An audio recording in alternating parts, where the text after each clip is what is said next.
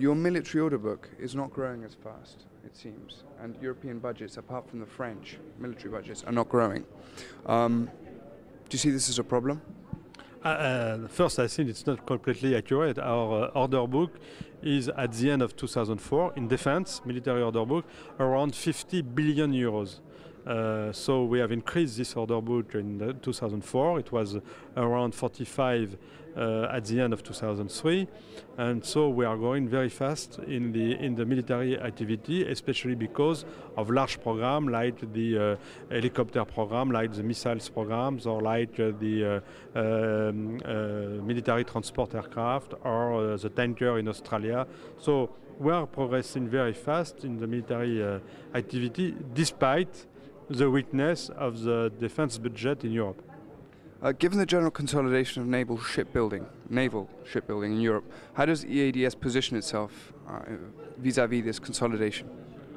Well, we have some activities in the military naval systems, especially. We are providing radars, or we are providing combat system, and we are providing missile systems for military ships. So we are interested by what is happening in this field, but we do not want at all to be a leader in the restoration of this sector in Europe. We may participate eventually to it, but we are just there to be part, I would say, of the supplier base of the future naval group in Europe, and not necessary to be a key player as a shareholder, for example. Jack Straw yesterday talked about the EU embargo on arms sales to China. How would an eventual lifting of this embargo, how would you benefit? What fruits would EADS be able to pick up from an eventual lift of this embargo? Well, I mean, it's a decision which has to be taken by the government, the European government, and depending on the decision, we will see what we can do, and we will comply to the request we will have and the regulation which will be put in place regarding this, the lifting of this embargo, and we will discuss with our governments in Europe what they allow us to do or not. What products might interest the Chinese, for example? Do you have any ideas of what products might interest them? We will see. I do not know in advance what would be authorized or not. I spoke to analysts this morning, and they're saying that your EBIT margins were better than expected. Why are they better than expected? Is this because of Airbus and the huge amount of orders that you've had, or is it more due to the restructuring of the defense and the military? When we look in detail to these figures, which are not the final one, because we will release the final one the 9th of March 2005, in fact, every activity has performed rather well. Airbus obviously has better performed because of larger quantities of aircraft delivered in 2004, 320. We were expecting much less at the beginning of the year, and even during the last quarter we were still in the range of 315 aircraft, but at the end of the day it is 320 aircraft delivered. But when I look to the other activities, space has reached the break-even, which was the target, but we have done even better than the break-even. Defense and security has very well performed, and were better than expected.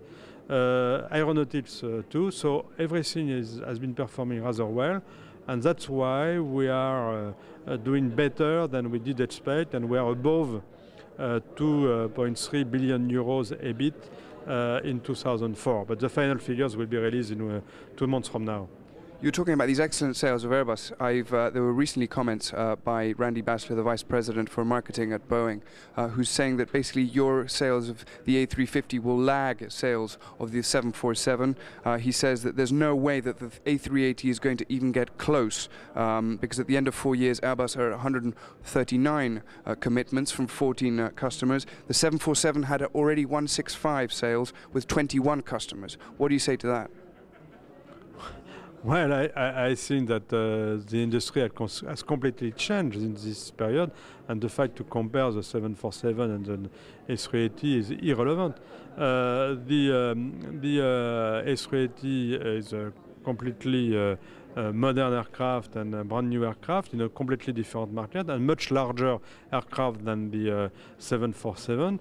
And we are really on track regarding the commercial success of A380. I would say even better than we did expect at the launch of the aircraft, and all the new orders we are taking are demonstrating every day, I would say, that we are performing well, and this aircraft is a tremendous success. Staying on the US, you're doing extensive lobbying in the US for this big contract, this potentially 23.5 billion contract. How confident are you in obtaining this tanker assembly, this tanker contract in the US? Well, when we are first, I think we will be invited in the competition when it will be open. I think we will be. I hope so. You're not even invited yet, and you're already looking for an assembly site? Yes, because we do think that we have to be ready, and so it will take some time to choose the right assembly site. And so that's why we have launched yesterday officially a request for a proposal for the choice of this site. We will do in this site not only the military assembly of the tanker, but some other activities could be developed, and especially anyhow, we will have an engineering center for commercial aircraft, not only military derivatives, but also commercial aircraft, long-range commercial aircraft in the US. One last question regarding your net cash and net debt position. There's an analyst that I've been speaking to say that obviously R&D investments in the A380 are down. This used to be a weight on cash flow. Is this weight on cash flow going to be replaced by investments in the A350? And does this basically mean, these investments in the A350 mean that you're going to go from net cash to net debt? Well, it's true that we will keep a very high level of investment in research and development. There will be no decrease of the research and development in 2005 or 6 or 7, which is different from what we did expect a few years ago, because we will launch the A350, and we have in mind also to continue to improve permanently our aircraft. So the level of research and development investment will not decrease. We are financing something like 2.4 billion euros of research and development every year. It's much more than our competitor, Boeing, because we do think that it is the right way to develop the right aircraft for the customers. And so that is something we will continue to develop. Let me ask one last question, because I'm begging to ask for this last one. You've talked about the succession methodology as being something deplorable and a very poor example of corporate governance. Can you please elaborate? Why has this been such a poor example of corporate governance, and what can EADS do to improve it? I mean, in a sense, it's your responsibility. This perhaps should have been talked about before in the Conseil d'Administration. It should have perhaps been left in place. Well, I think that the normal way of deciding on this kind of issue is through a process of discussion inside the board of directors. And this is something which has to be elaborated, having several options, considering the pros and cons, and on several criteria. And I'm not saying that it has not been done like that, but it has been done more or less also through public discussion, tension, manipulation, campaigns, and that's something which, from my point of view, it's not my way of doing, it's not my ethical way of doing it. I don't think it's a good corporate governance. Mr. Camus, thank you.